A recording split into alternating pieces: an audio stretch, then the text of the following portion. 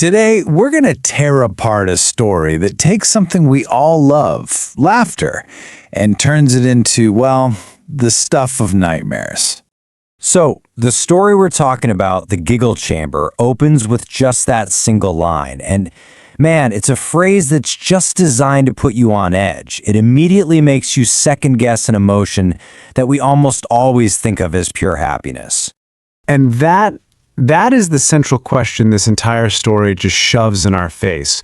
What if laughter isn't just the thing that starts the tragedy? What if it is the tragedy? So this is the world we are immediately thrown into. It's a world absolutely gripped by what the media, with some seriously grim irony, has named the joy plague. Yeah, a pandemic where laughing uncontrollably isn't a sign of a good time, it's literally a death sentence. So the story is told from just one person's point of view, and it all kicks off inside this really stark interrogation room. We've got a detective, and we've got a witness, or at least that's what we think they are at first. And the way our narrator sets the scene, it's just so potent. They say, "The room smells of burnt coffee. The red light blinks, a tiny accusation. You can almost smell the stale air. You can feel that heavy weight of suspicion. The atmosphere isn't just physical, it's emotional. You're right there in the room." So how in the world did things get this bad? Well, to really understand this plague, we have to go back to the very beginning. And that story, it starts with the deep psychological trauma of one person's childhood.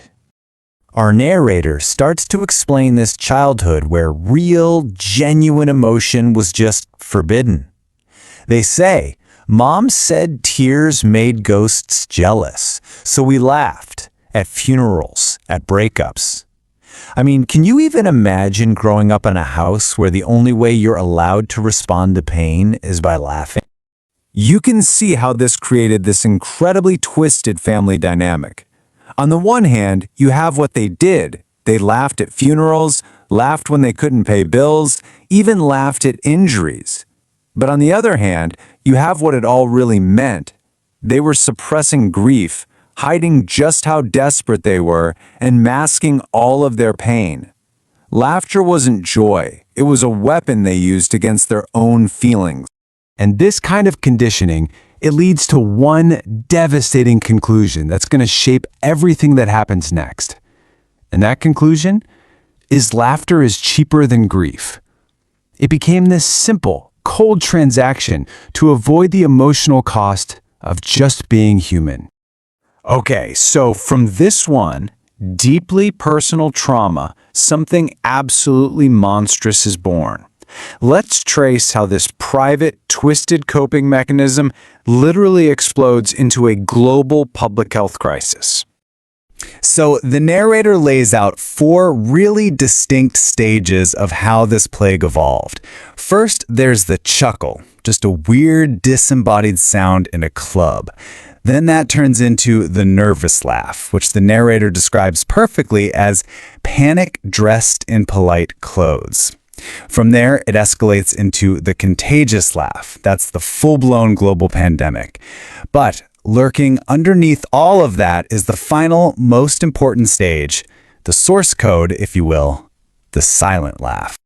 I mean, the escalation here is absolutely terrifying. It starts off as this low-level curiosity, right? Just a strange chuckle. But then it quickly morphs into a medium severity event, maybe one person having an episode, and then boom, it just explodes into this high severity, super contagious plague. The speed of it all is just as horrifying as the laughter itself. All right, let's jump back to that interrogation room because the story is about to take its sharpest turn yet. The detective has been listening to this whole backstory, and now he presents the evidence that's going to change absolutely everything. So he slides a bunch of photos across the table. These are images from all the different outbreak sites, faces just frozen in this fatal laughter. And he asks one simple question: recognize anyone? The narrator starts trying to explain it away, trying to find some other reason for the similarities.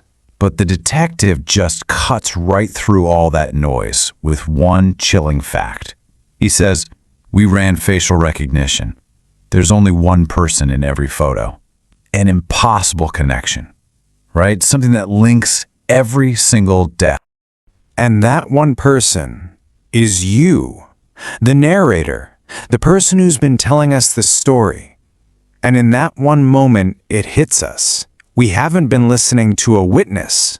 We've been listening to the architect of the entire pandemic. The detective lays out the body count. 48. Just a number. But to our narrator, that number means something completely different. It's not a death toll. In their mind, it's 48 set free. And this, of course, brings us to the final, most crucial question of all. Why? What could possibly motivate someone to unleash something like this on the world? The answer, it turns out, is hidden in that mysterious fourth stage of the plague we talked about. Remember the silent laugh? Yeah, that wasn't for the public. This is the personal strain, the one the narrator was basically born with. And their definition of it? It's one of the most haunting lines in the entire story. They call it the one grief wears to work. It's what happens when a scream learns manners. Just think about that. It's the sound of pain that's been so deeply suppressed, the only way it can come out as this twisted internal echo of laughter. And this reveals the truth. The plague was never, ever about joy. The narrator makes it crystal clear. It wasn't joy. It was need, a plea for someone to listen to grief without remixing it as comedy. Laughter was the weapon they used to try and force the entire world to finally confront the agony that was hidden just beneath the surface. And then, in the final act of horror, the narrator proves their point and their power.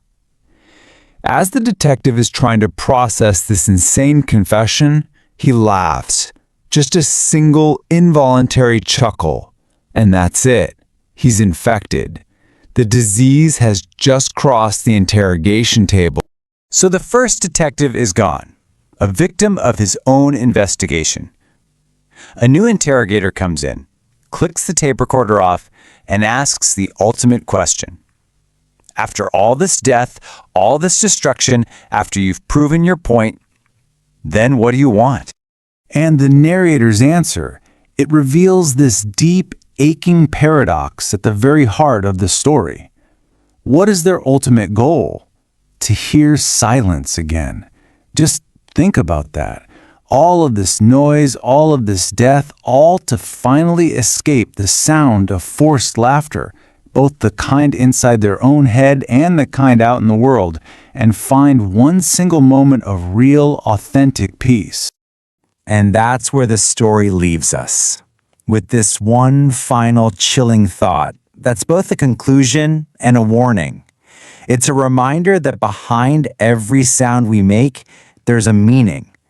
And sometimes some laughs are better left unheard.